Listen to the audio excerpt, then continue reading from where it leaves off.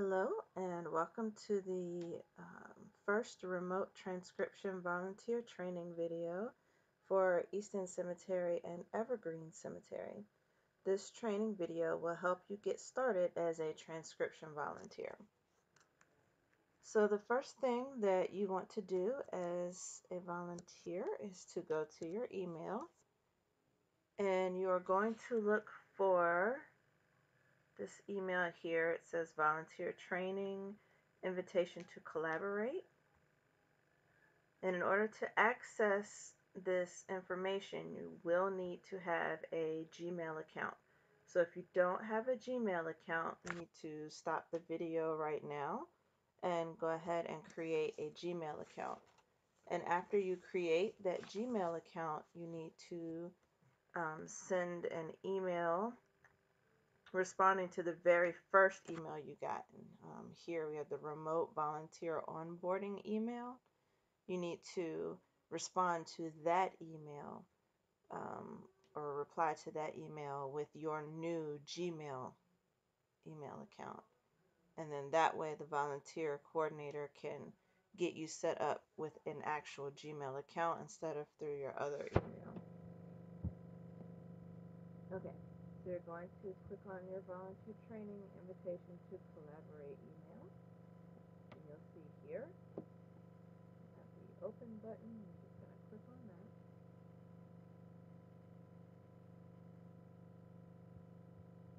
And after you click on that, it is going to take you to your volunteer folder, which is in a shared Google Drive. And inside this folder, there could be a lot of different materials. It depends on how much information you have already sent in. If you've sent in your writer agreement, then that may be in this folder. But what you're looking for is this folder here called Training Materials. You'll click on that. And then inside of here, you have several different materials. You can see here. And for this one, we're just going to start with Ledger Book 3 here at the bottom. You can double click on that. And inside of Ledger Book 3, there are two documents. One is the Volunteer Evergreen Database Entries Ledger Book 3 training. That is a Google Sheets. And then the other is a PDF. You can see it's Evergreen LB3 image 0048. That is a PDF. This is actually one of the ledger book images from Evergreen Cemetery. So you can just double click on that to open it and take a look at it. You can see here at the bottom of the screen we have zoom out, zoom in, so you can use that to make the document as big or small as you need it. And I'm just going to enlarge mine fairly large. You can still see completely across the screen, all sides of the page. And then we're going to go back to our folder, and we're going to open up the Google Sheets file.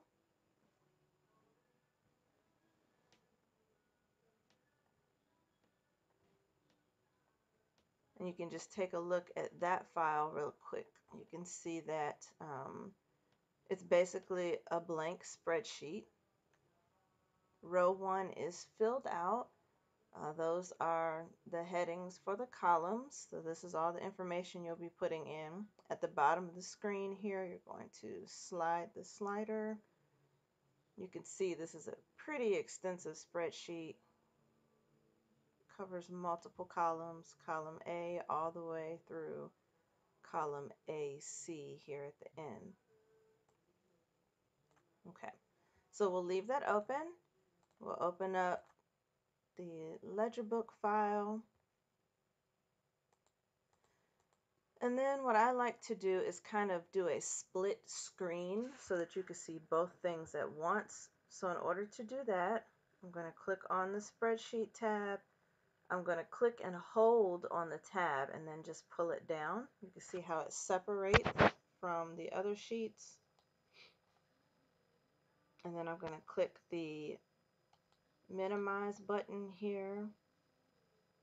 And then I'm just going to make this document take up half of the screen. I like to have it take up the top half of the screen, about like that. And then you see this little arrow here. If we click that arrow, it will hide the menu, so we'll have a little bit more screen to work with. So I'm going to click that and see how we end up with a little bit more room. Okay, and then we go back to our ledger book image and we're going to minimize that. And you're going to make that take up the bottom half of the screen.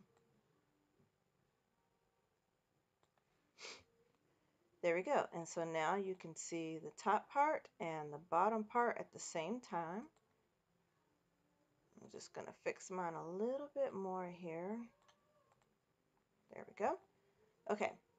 And so the top part will usually be your active screen. That's where you'll be doing all of your typing. The bottom part is what you'll be referencing. You can still see all the information. If you need to enlarge, you just click on the screen and then go to, of course now it doesn't want to work for me.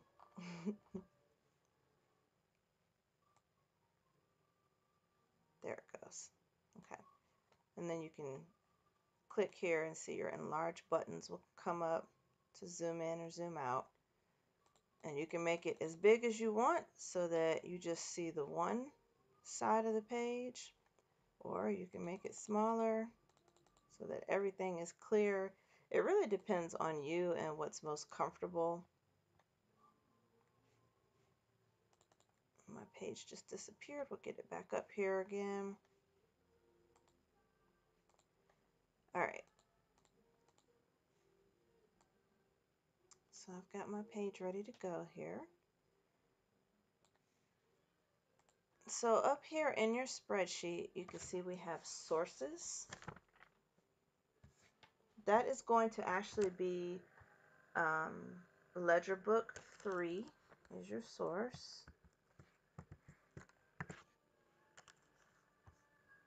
And we actually get that, you can see here, Evergreen LB3. That stands for Ledger Book 3. And so we're going to take that same LB3 and that'll just go in your source here. And you will know your source when your volunteer coordinator actually tells you what you'll be doing. They'll tell you, well, you'll be working with interment cards or Ledger Book 3 or Ledger Book 1 or Woodland Evergreen Ledger Books. That person will tell you exactly what you're working on. But if you're ever in doubt, you can usually look at the saved name of the file, and you could put all that information in if you felt comfortable doing that, or you could just put the LB3 in there. That's what I prefer, is to have the LB3.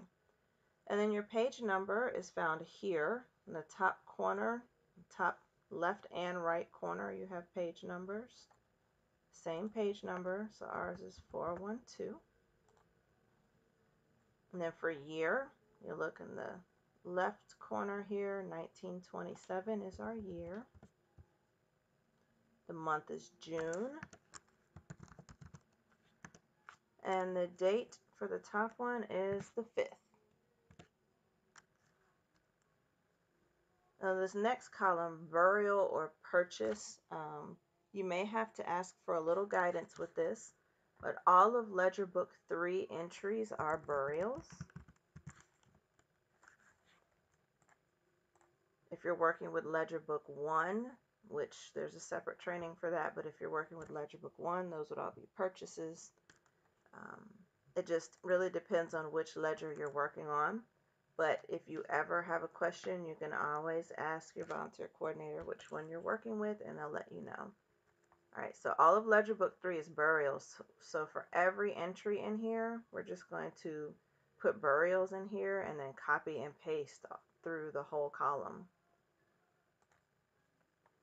So this says organization if no name. You can see here that we do have a name. The name is James Sully. So we're going to leave this blank because there is no organization. Estate name.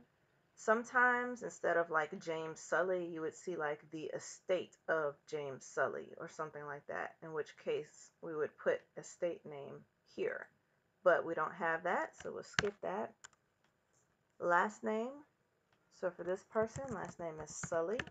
First name is James. There is no middle name listed for this person. You can see age in years, that is 30. Notice there's also down here on your PDF, years, months, days. We are only going to be recording years, so that's all you need to put in. And then I'm just going to tab the page over a little bit so we can see the other entries here.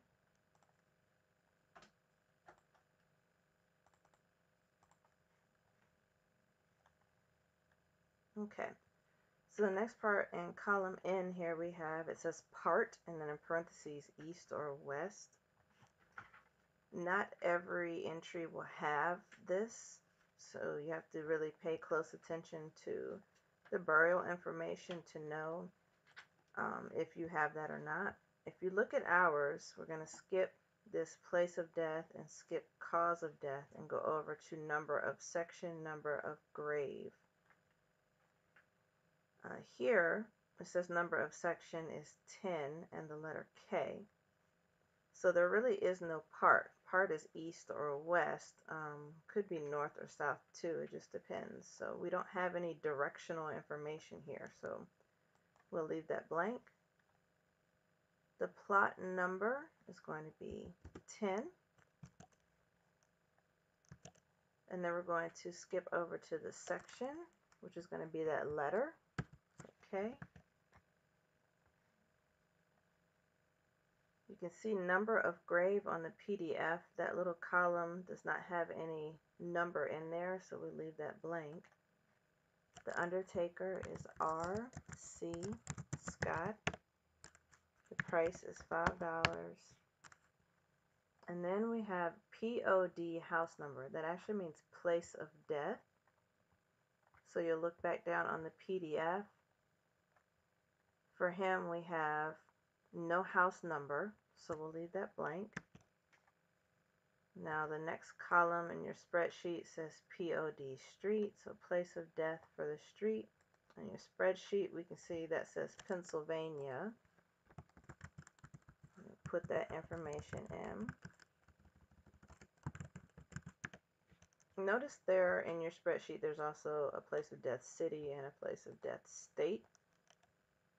It's very possible that Pennsylvania could be a city or a state. We don't really know because in the entries, they don't usually put street or road or anything like that. They just put like whatever the main name is, and you can see as you scroll down that column that it's kind of vague as to where this person died.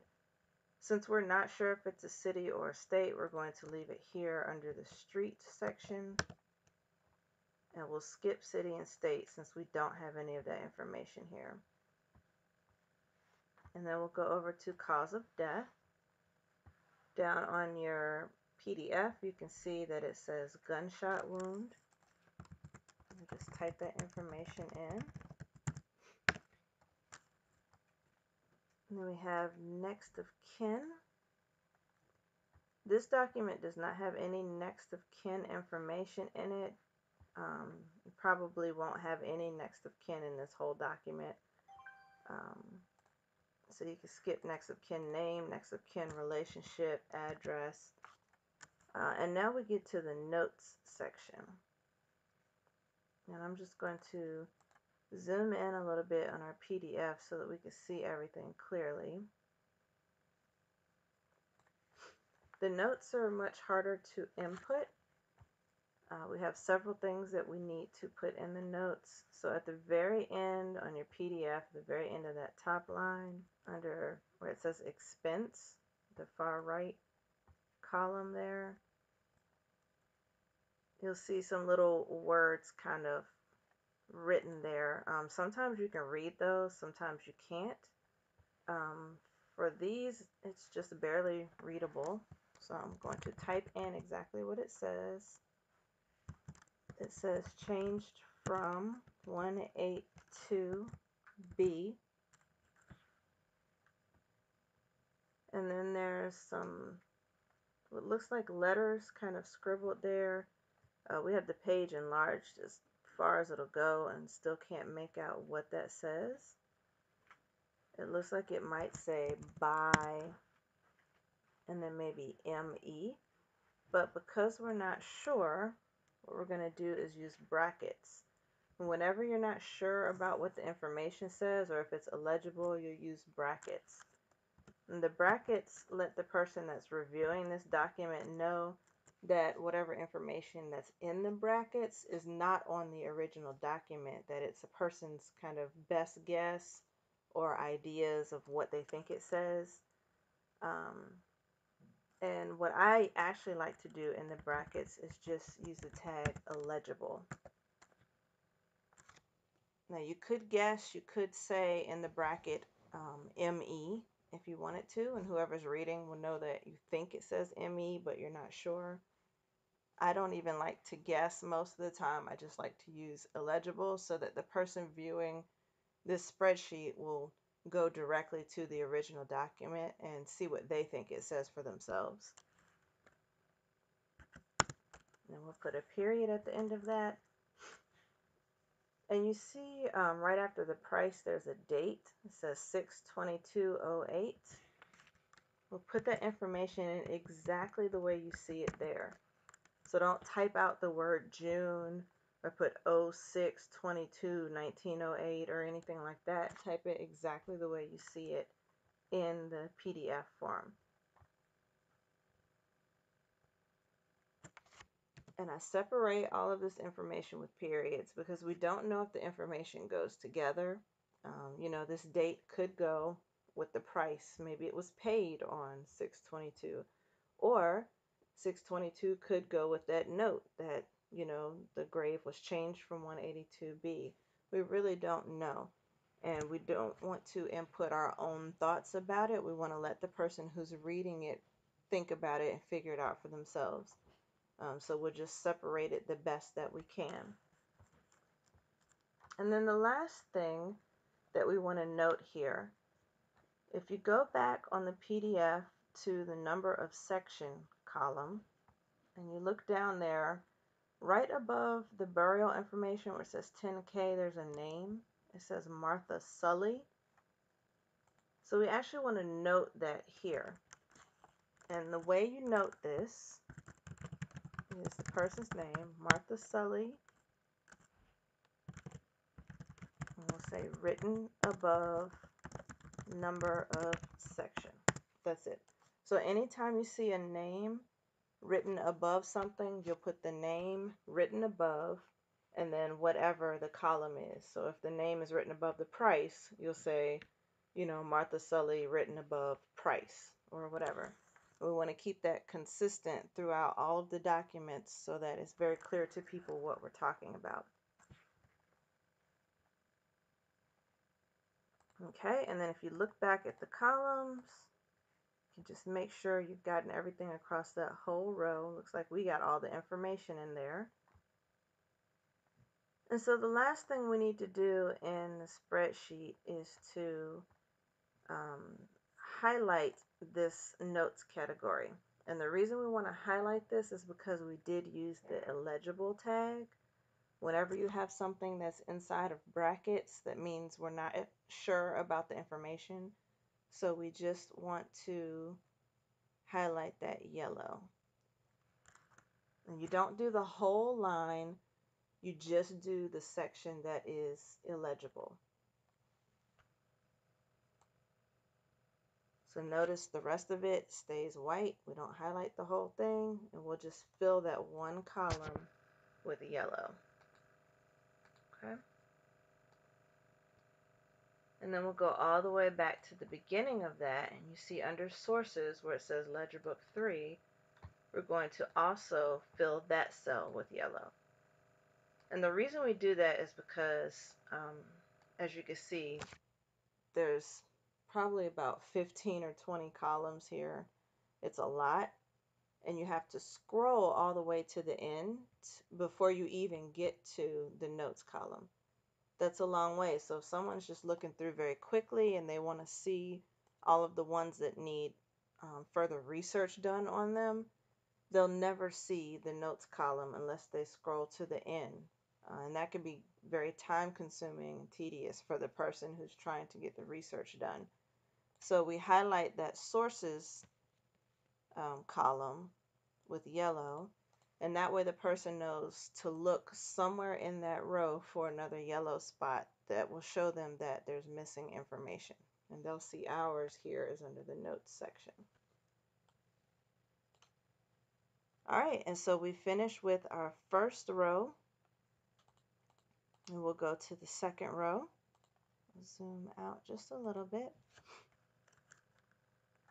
And so we'll put the same information, Ledger Book 3, page 412. The year is 1927. Month is June. The date is the 6th. Remember, again, all of Ledger Book 3 entries are burials. So we'll put burial in there.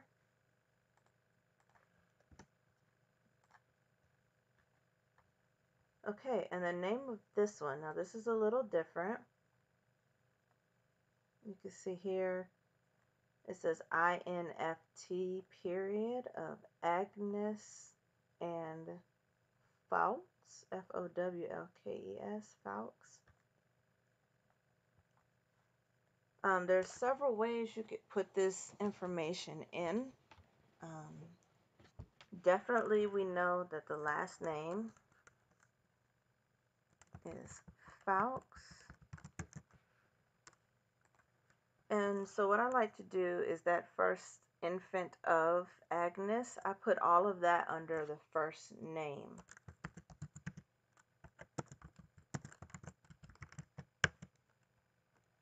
So infant of Agnes would be first name, and then last name is Fowlkes. This one has no middle name. And I'm going to scroll over a little bit to the age. Now, if you look at the top of the column on your spreadsheet where it says age, in parentheses, that says years. That means the only information we want in this college is the person's age in years. So when you look at the PDF, under age for the infant of Agnes Fowlkes, we have just lines. That means that this child didn't live very long at all, probably not long enough for them to even record an age. If we look further down under cause of death, we see that the baby was stillborn. So for age in years for this one, we would input a 0. And now we go to the burial information. For part, remember this is a direction, north, south, east, west. If we look under our number of section and number of grave, we can see that we do not have any directions there. Plot number refers to the number of section, and we can see that that is empty. There are no plot details here. And usually plot details will be written in notes somewhere around this area here, number of section or number of grave. It could also be written at the end of the page in the expense column. They may give some extra information there, and you just have to use your best judgment about where that information goes. All right, section. Notice in parentheses here it says section can be a letter, a number, east side, or west side. We don't really have any of that. We do have a longer number, but it's not written in the number of section column on the PDF. That whole box is blank. So that means all of this information will be blank for us. On your spreadsheet, the next column says grave, And notice in parentheses it says this is a longer number. It's usually a longer number. It's not always. So we look in our PDF under number of grave, and we see this long 5-digit number. You're going to type that number in. So ours is 13264. Undertaker again is R.C. Scott. The price for this one is $2.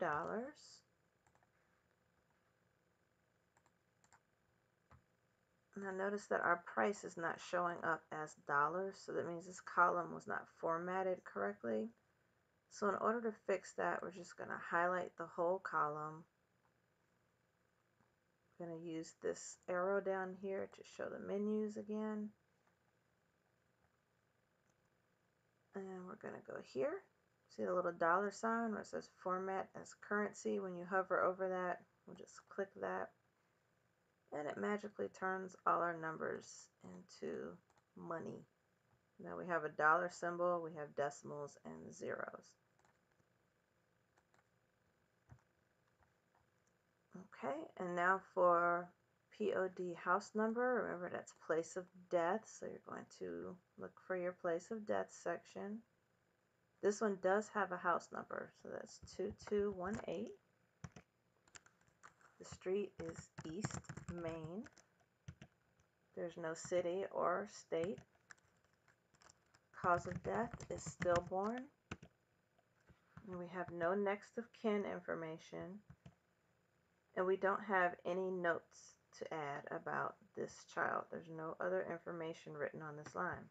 So we finished with that one.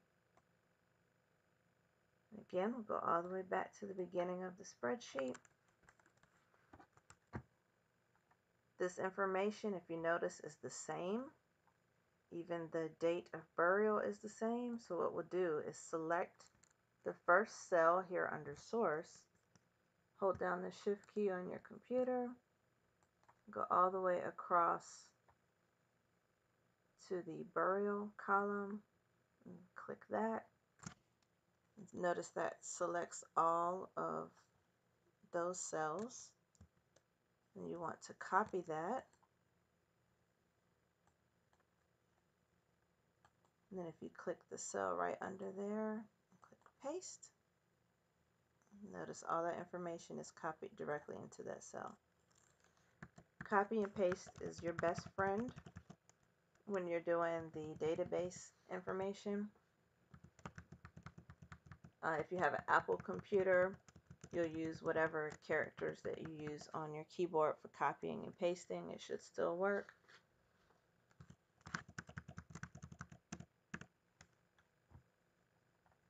Alright, next part, we do not have an organization. We do not have an estate.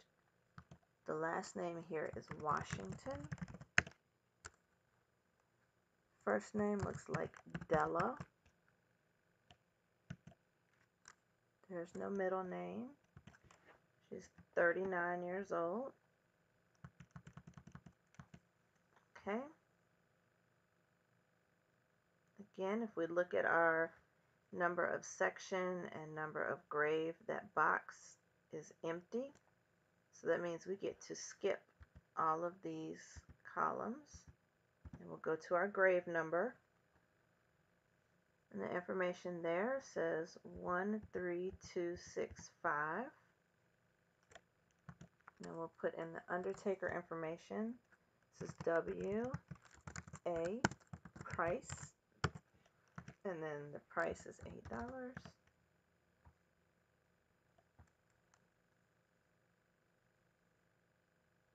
And I just want to point out, and there will be a separate training video for this, but I also want to point it out while we're looking at it. If you look here under Undertaker, how that W is written, notice it's kind of unusual. It doesn't look like the W's are kind of taught in school. And a lot of times the W's will start to look like N's. For example, if I scroll down to this section here, that is actually a W, even though it starts to look like an N. So you just have to be mindful of that. Most of the letters that come before numbers on here will not be an N, it will be a W. And then also notice in this person's name, P-R-I, and then it's hard to tell what that letter is, and then E. The only reason I know this is Price is because I've seen it enough times and I know the names of the undertakers at the cemetery. You might be tempted to put this as P-R-I-R-E, but this is actually Price, and you can see all of the ones under it. They're all Price. So you need to become familiar with people's handwriting while you do this. You know, one page is usually written by one person, and you'll get used to their handwriting for a couple pages, and then you'll get a new page with new handwriting from a different person, and then you have to learn their handwriting all over again. That is part of the challenge of transcription. So just be very careful in your choices. If you're not sure, you can always email your volunteer leader and ask them, what do you think this is? You can also make comments in your spreadsheet. If you go up here, you see a little open comment history. You click that. It brings down this drop-down box, and then add a comment. You can click that and see that it highlights that cell. And then you can just type a note like, can you help me read this, or something like that. And then when you click comment, that will actually send a comment to your volunteer leader, and they'll be able to go into the document and see the cell that's highlighted and see the concern that you have. They'll respond directly in the document, which is really nice because then you have the information right in front of you. You can also email your volunteer leader the same information. They can respond in email, but then you won't have that information right in your spreadsheet. You'll have to refer back and forth. And as you can see, we already have a lot of pages open on the computer screen. And to add another tab or another page for email can get kind of confusing. So I do recommend that you use the comment option inside of the spreadsheet as much as possible. Okay, and we're just going to continue with the rest of this. We got undertaker and the price. Notice again, we do not have any kind of notes here, so we have no information to put there. Place of death house number. We do have a place of death house number for Della, Washington, 1603. The street looks like Lowndes. Not really sure about that. And so when you're not sure, use the brackets. That way the person knows it's your best guess. If you use brackets, remember to use your fill color, make it yellow, and then we need to go immediately to the sources column, and we want to highlight that cell yellow as well. And then you go back to where you left off. We have no city, no state. We do have a cause of death. This one says bronchopneumonia. And for cause of death, we just want to type it in exactly the way it is on this ledger book. That's hard for some people because sometimes things won't be spelled right. Sometimes they'll separate words that actually should be one word. They may even use a term that is not our common term, and we know what, the modern term for this illness is.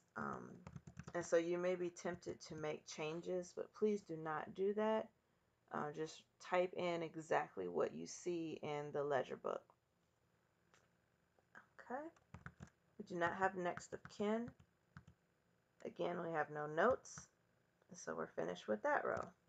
We'll go back to the beginning. Notice we've done 3 entries now. And just if we take a break for a minute and look at our PDF, I've zoomed out so you can see the whole page. We've done 1, 2, and 3. If we just take a minute and scroll down, you can see how many entries there are on this page. Each page has about 35 entries on it, and it usually takes maybe your first time through about 2 hours to get through one page. It could take 3 if you have some really difficult handwriting to read, or maybe the copy of the page has splotches and ink blots, and maybe there are other issues that just make it difficult to read. Like you can see here, we have some smeared ink on this page. The right column over here has some issues, make it difficult to read some of the information.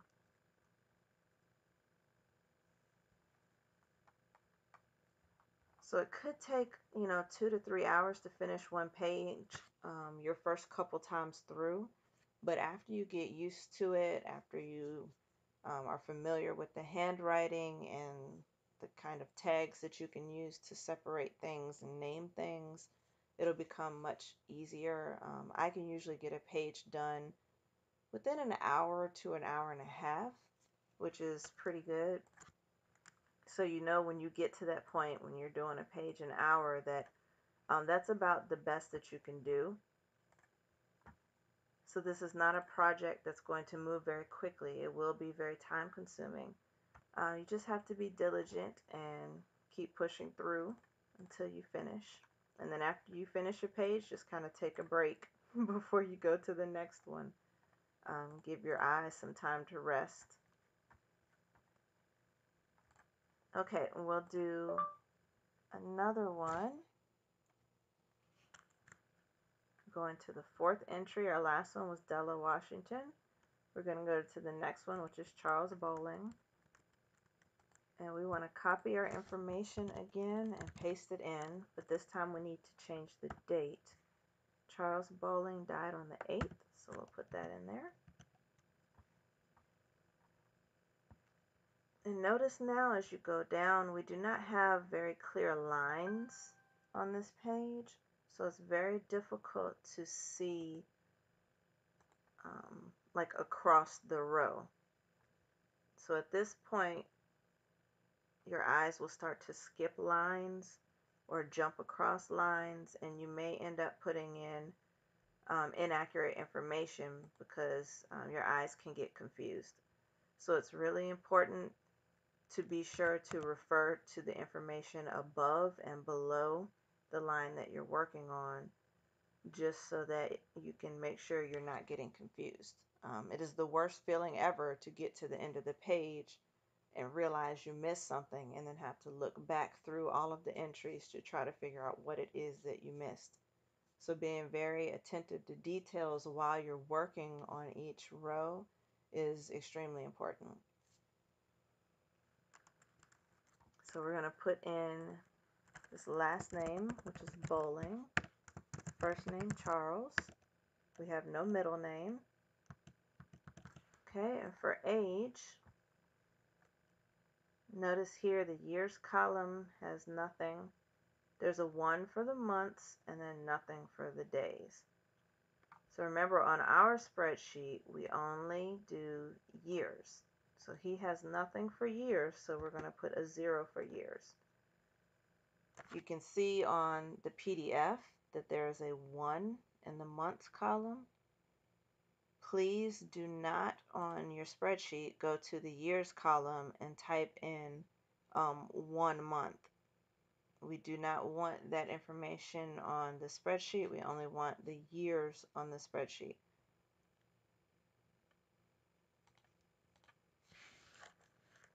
Okay, so part. So we're going to go down to our burial information on the PDF form. You can see our number of section boxes empty again. So we will get to skip all of this information for part, for plot, plot details section, all of that will be blank. And we'll go down to our grave number. This grave number is 13266. Now you can notice in looking at our grave numbers that they're going in order. So this one's 13264, 13265, 13266. In general, they usually follow that same order throughout the whole ledger book. So if you ever aren't sure about a number, maybe you think that it says 6, but maybe it could be an 8. You can look at the grave number above it and the grave number below it to get an idea of what number it should be. Okay, and then we'll put in the undertaker information. That is A.D. Price, Jr. And then the price is $3.50. We'll go over to a number of house here. That is 579. And notice here how they write the 5 and then the next number and then the 9. It's very possible that that could be a number 1 and not a 7. We're really not sure about that because that top line for the 5 connects to that second number. So the second number could be a 1 or a 7. Now we can look around the page at other numbers to see how they write their numbers. So you can see down here, there's a 57, and both numbers have their parts. They're not connected. So the 5 has its top line, the 7 has its top line. So when we look back and we compare, you can see, well, this doesn't follow the same handwriting as that one.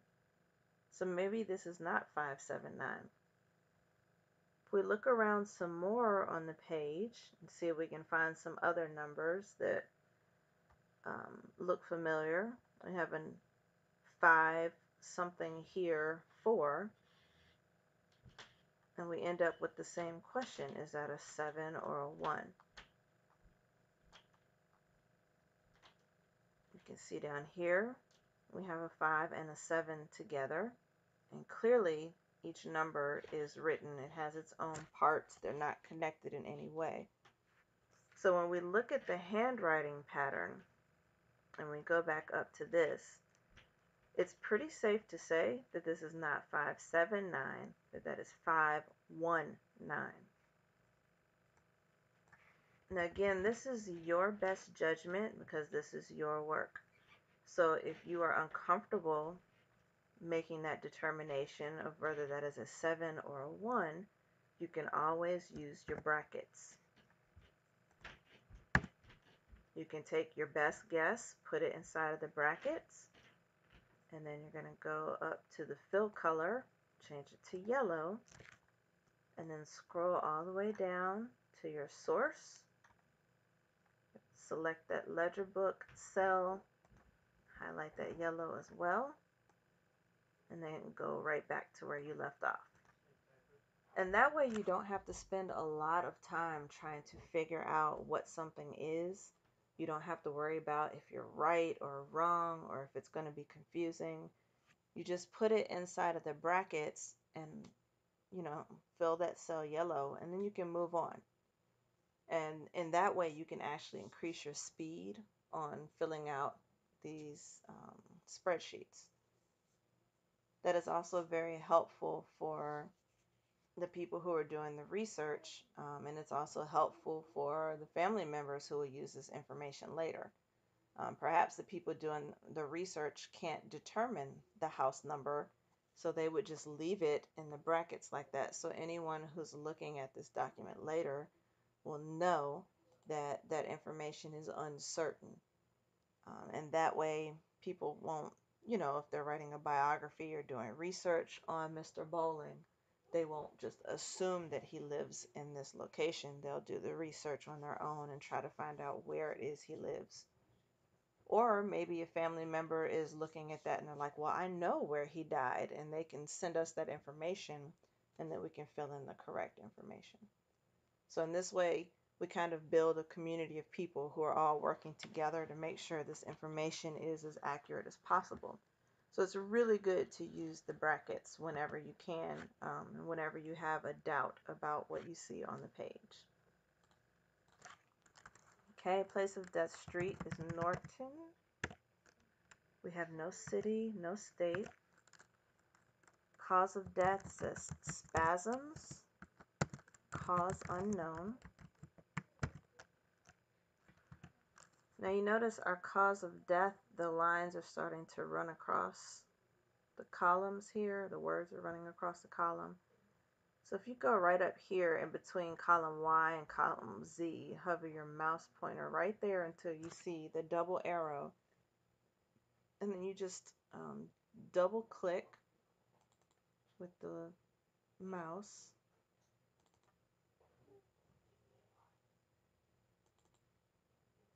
There you go.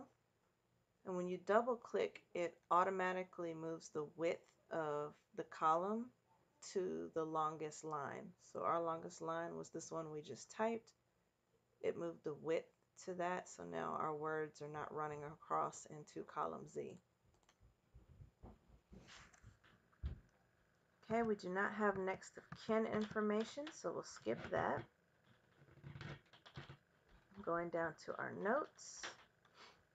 Let's see, for Mr. Bowling, do we have any notes? There's nothing written here for Mr. Bowling, so we are done with him. We'll go back again. I'm going to copy this information from here and paste. And we're going to change the date. So zoomed out too far. Okay, the next person, oh, their date is the same, so we don't have to change the date. It's an 8. We have an actual name, so we'll skip over to the names. And this person's last name is Madison. First name is Madeline. Middle name is Pearson. It's an odd middle name, so it's possible that that is a maiden name. Sometimes the maiden names are moved to middle names, which is really helpful when you're doing genealogy research on a person. Okay, her age is 37, and then you see a question mark. So what you actually want to do is type that information in exactly the way you see it, 37 with a question mark. There's no need to highlight the cell or use brackets or anything. The question mark is not ours. It was written on the ledger book. That means whoever reported this information didn't actually know how old she was when she died. So we'll just leave it exactly like it is. Okay, now for burial information, we're looking at part. Remember, part is directional, so north, south, east, west. We're going to go all the way across the page here. Notice for number of section, we actually have the letter W. That W stands for west. And when we fill this in, we actually want to write out the word west. I know it's a little confusing because everything else we do exactly the way it's written. But for the plot and burial information, when it comes to the directions, I actually request that you type out the full direction. So this is going to be west 1/2. Plot number is 18. Section number is Y. Okay.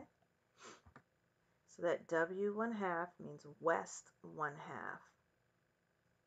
The plot number is 18. The section is Y. And this is very typical of what you'll see when it comes to the burial information. Just going to enlarge that a little bit.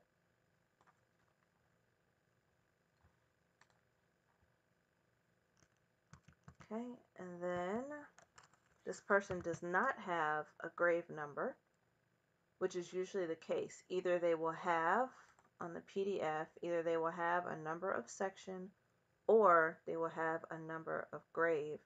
They usually do not have both.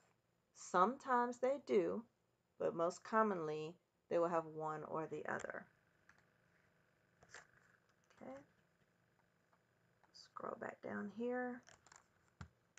Undertaker is A.D. Price Jr. The price is $5. Okay, and now we're going to go back to place of death. House number for Miss Pearson or Miss Madison's house number is 500. The street is West Clay. Notice for the west and the street, I did not type it out. I just put W Clay. If you wanted to type West Clay and spell out that whole word west for the street, you definitely could. For the street, it's not that important to spell out the directions. It's extremely important for the burial locations to make sure we do indicate those directions. We do not have a city or state. Cause of death is myocarditis. We do not have any next of kin information. And now we're going to look at our notes. And I'm just going to zoom in so we can really see this well because the writing is kind of small. So we have at the end, down here in the PDF, a date, 6/15/11. Again, write the date exactly the way you see it. Off to the right of that, you can kind of see some writing. It's hard to make out what it is. I'll zoom out a little bit. At first, it looks like it could be 6F or something strange, but if you kind of scroll down the page, you'll notice it's written multiple times, and you start to see, oh, that is the word okay. So they're writing okay beside things, okay? And that's written several times on multiple pages. We're not really sure what that okay means. For the purposes of our spreadsheet, we actually do not need that information, so we are going to leave that off. So when you see this okay, we're just going to pretend like it's not there, and we'll leave it off, okay? Remember, end your information with a period in the notes section so we can know that that date is not connected to the next part that we put in. And then we have back here this name that's scribbled over the number of section column. That name is R-O-B-T, which is short for Robert, H, and then it looks like Madison as the last name. So just like we did on our very first entry, we're going to do Robert H. Madison, written above number of section.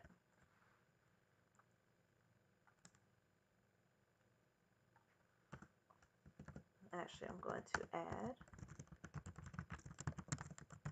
on original document. And we'll go back up to the first one too and make that addition on the original document. I forgot to add that. Okay, and then end that with a period. So Robert H. Madison, written above number of section on original document. And that completes that whole line.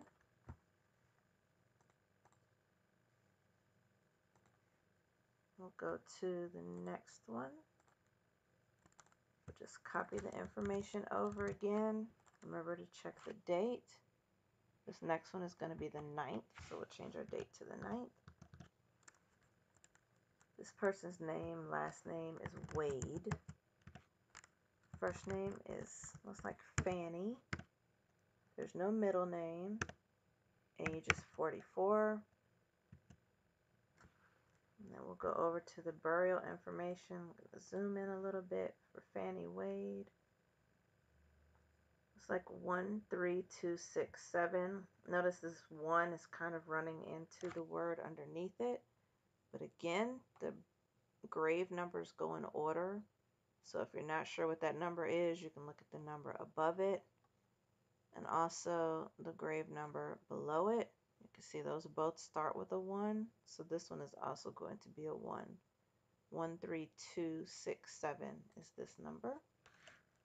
So we'll go down to our grave information, type in 13267. The undertaker is R.C. Scott.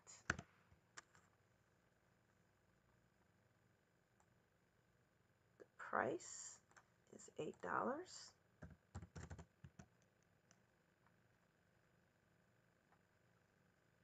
Okay, and then our place of death house number for Miss Wade is 609. The street, and please notice now how they write the letter N. It's North 28. Again, with the street information, this is a 28. Do not spell the word 28 out. Write the number just like they did. Please do not add a TH afterwards, like North 28th Street. Type it exactly the way you see that number, just a number 2 and a number 8.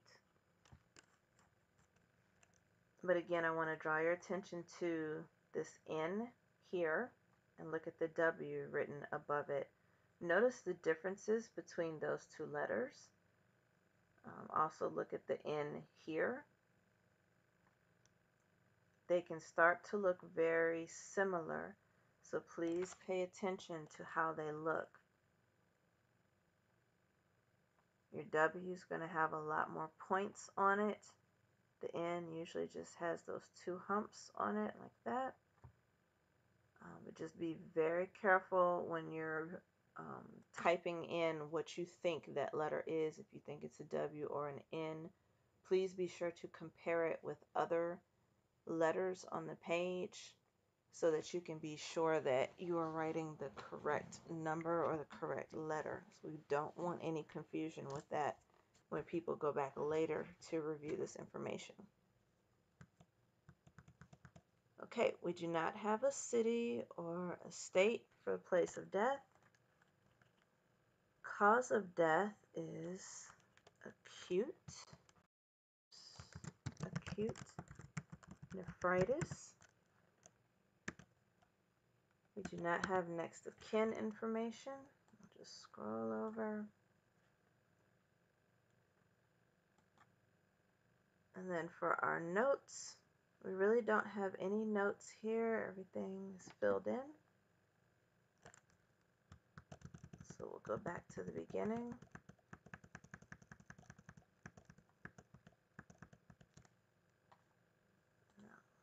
Zoom out on our page here so we can see. I'm just going to copy this information. I'm going to look at my date. That date is also the 9th, so we'll leave it the same. And we're going to put in this person's name. I'm going to zoom in because he's got a long name and it's kind of difficult to read. So the last name is Wilkerson. Now, you might look at this end and just say, I have no idea what that is. I'm not going to guess. I'm not comfortable guessing. Remember, if you're not comfortable with making that determination, you can always use the brackets. I'm certain that this is the last name Wilkerson because I've come across this so many times in the documents and the records that I'm familiar with how it looks. But if you feel unsure, remember to use the brackets and then go up to the fill color and change that color to yellow. Okay. First name is Joseph. Middle name is Littleton. Age is 42.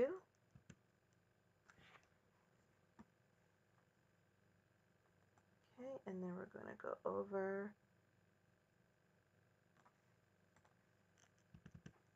Just going to scroll over to the burial information here.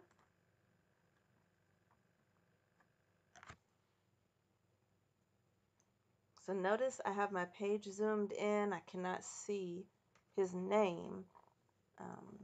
One way that I can make sure I'm in the right place is looking at this column here, which is the cause of death column.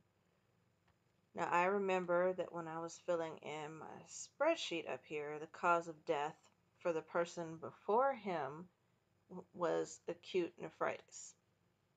So now when I'm looking at my zoomed in page, I see acute nephritis, and right under that should be the line that we're working on.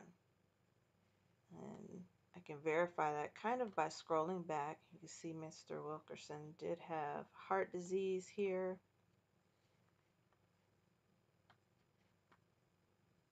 I just accidentally scrolled off the page. There we go. Okay, so we can see Mr. Wilkerson did have heart disease, and that is the listing under acute nephritis. Remember, you should check your location on the page multiple times while you're working to make sure you're not skipping lines, okay? All right, and so we're going to fill in the part. Remember, the part refers to the direction. We have the direction here. I just gave you the reminder about the letter W and the letter N. This is going to come up a lot when you're putting in your plot information. The part here is W 1/2, and remember we will type out that word west. The plot number is 168, and the section is A. There is no grave number. The undertaker is A.D. Price Jr. And you can see we've typed it so much that the computer starts to autofill. And then for me, I can just push tab to go to the next cell. Price is $5. Okay, and now we're going to zoom out a little bit here and get our house information.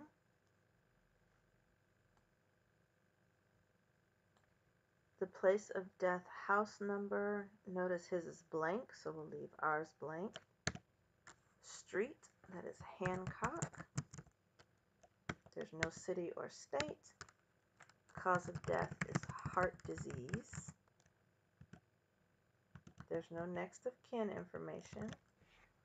And now notes. Notice we do have some notes. There's information here at the end, and there's a name written above the section, the number of sections. So I'm going to zoom back in so I can see that real clearly. I'm going to go all the way over, get into my notes column. I'm going to type that date first, which is 7/8/13, and add a period. Remember, we're not putting the OK, we'll leave that off. And then we want to put the name. This is Emma Langston, written above number of section on original document, period. And we're done with that.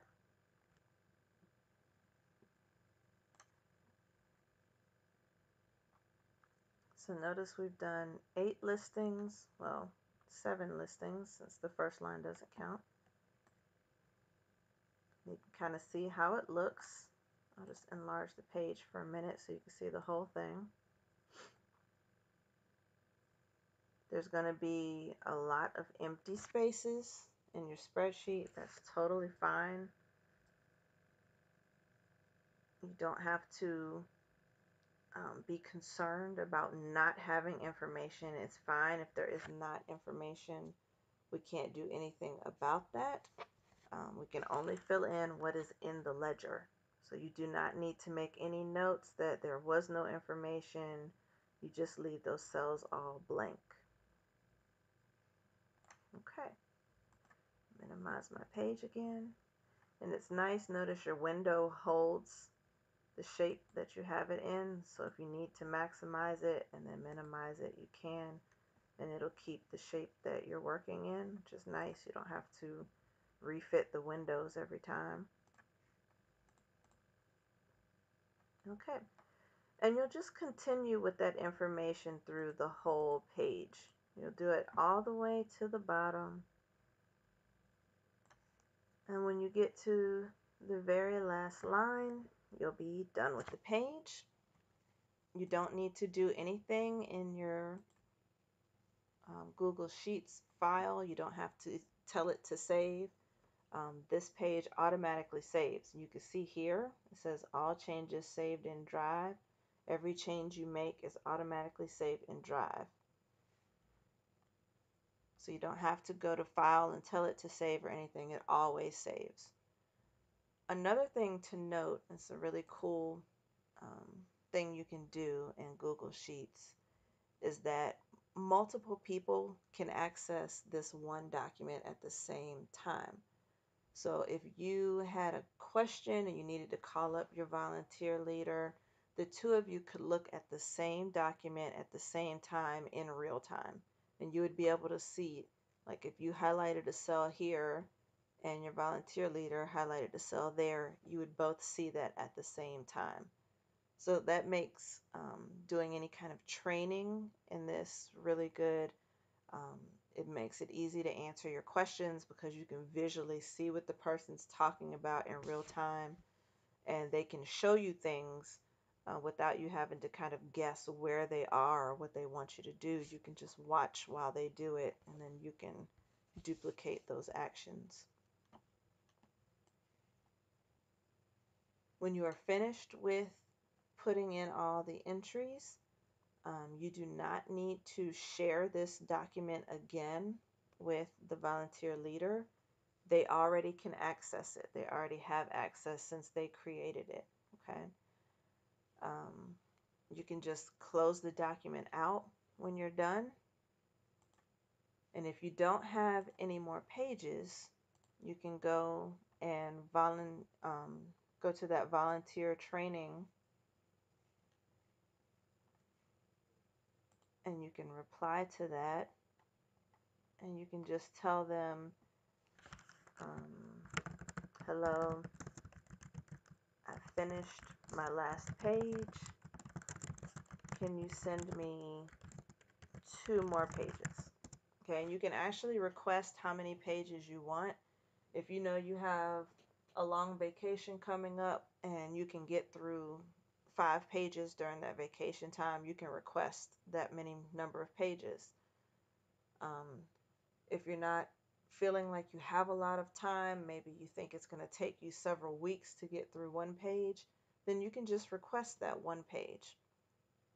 If you think, well, I've been doing this for a long time and now I need a break, you can just let the volunteer leader know, I'm taking a break and I'll email you when I'm ready for more pages. That kind of communication is really important because what we don't want to happen is the volunteer leader sends you 3 pages and then you don't have time to work on them and the leader doesn't hear from you for 4 months. And so they don't really know what's going on with those pages. They don't know if they need to give them to someone else to have someone else work on those pages. And we certainly don't want 2 volunteers working on the same pages because that's kind of a waste of time. And we don't want to do that with a project as large as this. So it's really important to keep open communication with your volunteer leader about your needs during this project. Okay, so after you've finished, you can send that email to your leader. They'll get that and they'll respond and let you know when they've added the new documents to your folder. They will make changes to your folder. They'll move things around, but they'll also let you know when those things have been moved. They'll let you know what to look for. There's a lot of communication back and forth so that you won't have any surprises when you go to your folder. And be wondering, what is this? Where did this come from? You'll know exactly what it is. There are multiple training videos available, and your volunteer leader will send you a link to those videos. Each one of those videos answers some commonly asked questions. So before you email your volunteer leader with a question about anything that's on the PDF that you're working in, or how do you do something in the spreadsheet, make sure you check the videos first. They're separated by subject. They're really short because they only focus on that one subject, so you can search for what you need and watch a video, a 3-4 minute video on it, and get an example of what to do. If after watching the videos you still need help, then is a great time to email your volunteer leader any of your questions. All right, that concludes your first training video for remote transcription. I hope that this video was helpful and that it answered all of your beginning questions about transcription. You should be able to get started right away after reviewing this information. Again, there are other videos available. If you need them, feel free to email your volunteer leader and ask them for those videos or for a link to those videos if it's not already in your folder. And I wish you the best of luck on working through the ledger book pages.